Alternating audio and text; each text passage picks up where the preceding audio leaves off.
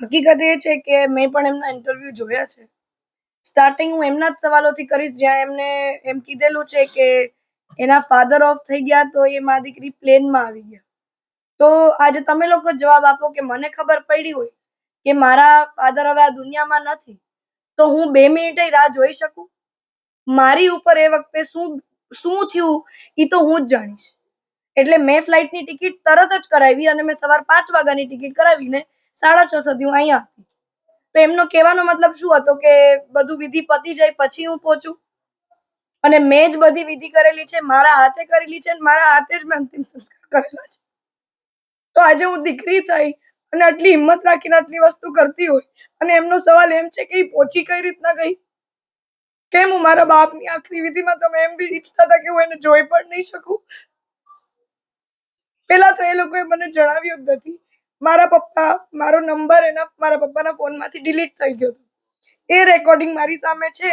મારા પપ્પા મારા ભાઈને એમ કહે છે મારે મારી દીકરી સાથે વાત કરવી છે, તું નંબર આપ. મારો ભાઈ મારી સાથે 24 કલાક કનેક્ટેડ હતો, 365 ડેઝ કનેક્ટેડ હતો. તો એને ફોનમાં એમ કેમ કીધું મારી પાસે નંબર નથી, હું તમને ગોતીને આપું છું? તમે કનેક્ટેડ હોવા છતાંય તમે ખોટું બોલો છો કે તમારી પાસે મારો નંબર નથી. અને બીજો સવાલ એમને એમ કર્યો કે 14 વર્ષ ત્યાં ક્યાં? 14 વર્ષ ત્યાં હું મારી મમ્મા નથી આવી પણ હું મારા ફાધર સાથે કનેક્ટેડ હતી સ્ટાર્ટ થી લઈને એન્ડ સુધી. આ જ્યારે 2012 માં અલગ થયા ત્યારે 1-2 વર્ષ મારા પપ્પા મારી સાથે નતા બોલ્યા. એનું રીઝન એ હતું કે તું તારી મમ્મી સાથે વહી ગઈ ને તે તારા બાપ પાસે ના રહી એટલે તું મને મૂકીને જતી રહી, મારથી ગુસ્સા હતા એટલે. પણ જ્યારે પાછું મારા પપ્પા મારી સાથે વાત કરવા માંડ્યા ત્યારના 2017-2016 ના બધા પ્રૂફ છે મારી પાસે. એ પણ હું તમને હમણાં બતાવીશ.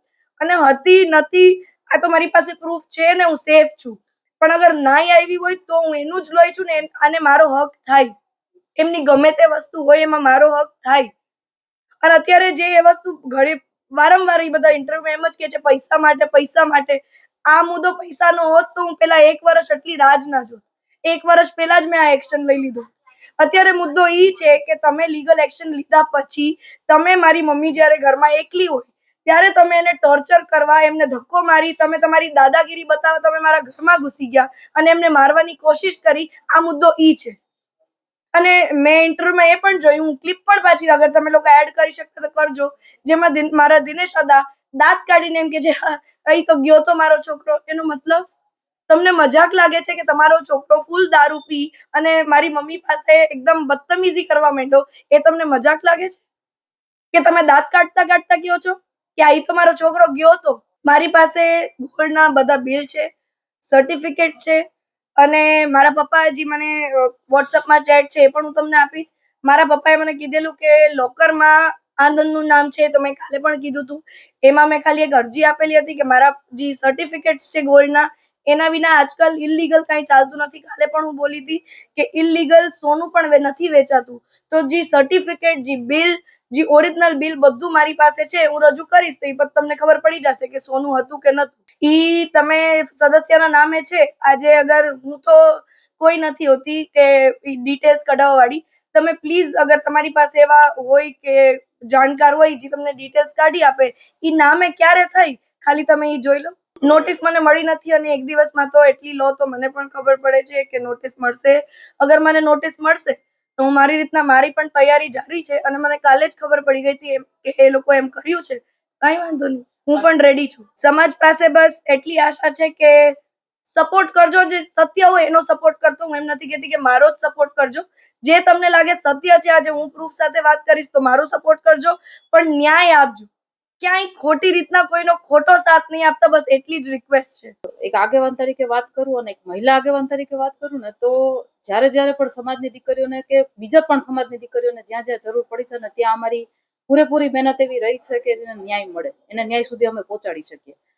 હવે આ ઘરની મેટર છે પણ છતાં પણ મારું કહેવાનું એટલું છે, જે કઈ પણ મેટર છે પણ એની અંદર વસ્તુ એવી થઈ છે કે આ લોકો જ્યારે પોલીસ સ્ટેશને એના વિરુદ્ધ ફરિયાદ કરવા જાય છે ત્યારે એની ફરિયાદ લેવામાં નથી આવતી. માત્ર ને માત્ર એટલા માટે થઈને કારણ કે એ ભાજપ સાથે જોડાયેલા છે. એટલે મારું કહેવાનું એમ છે કે સત્તાધીશ ગુંડાઓ કહેવાય કે જેના ઈશારે પોલીસ તંત્ર કામ કરી રહ્યું હોય. એટલે વિચાર કરો કે એક મા દીકરી છે, આટલા વર્ષોથી પોતાની જાતે એકલા રહે છે, આજે હું પાટીદારની દ્રષ્ટિએ વાત કરું તો પાટીદાર સમાજ છે ને ખુમારી વાળો સમાજ છે. એ બીજા પણ કોઈ હેરાન થતા હોય, બીજા કોઈ પણ બેનો દીકરીઓ પણ હેરાન થતી હોય ને તો એનાથી ના જોવાય અને એની મદદે પહોંચી જતો હોય.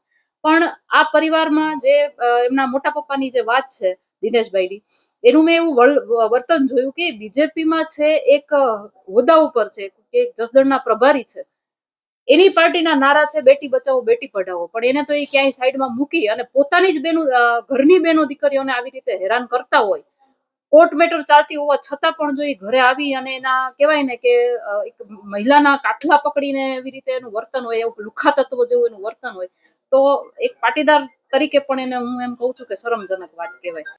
દુઃખની વાત છે કે જે દિનેશભાઈ છે એ બહુ ભારતીય જનતા પાર્ટીના મોટા નેતા છે, સમાજના બહુ મોટા આગેવાન છે, અને સુફિયાની સલાહો અમે બધા આગેવાનો સ્ટેજ ઉપરથી દેતા હોય કે સમાજની એકતા, પરિવારની વાતો, પણ એ આપણા જ જીવનમાં કે આપણા જ ઘરમાં ન હોય તો આપણે બોલવાનો અધિકાર નથી. એ હું મારાથી શરૂ કરી અને દિનેશભાઈ સુધી પૂરી કરીશ.